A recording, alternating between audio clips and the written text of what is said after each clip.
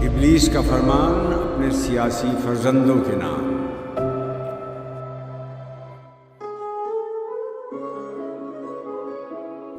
لا کر برہمنوں کو سیاست کے پیچ میں، زناریوں کو دائرے کوہن سے نکال دو۔ وہ فاقہ کش کے موت سے ڈرتا نہیں ذرا، روح محمد اس کے بدن سے نکال دو۔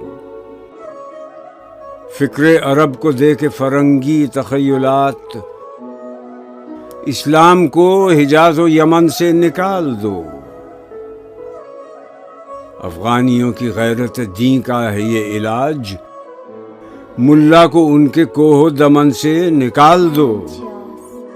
اہل حرم سے ان کی روایات چھین لو، آہو کو مرغزار ختن سے نکال دو۔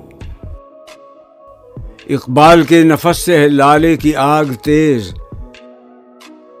ایسے غزل سرا کو چمن سے نکال دو۔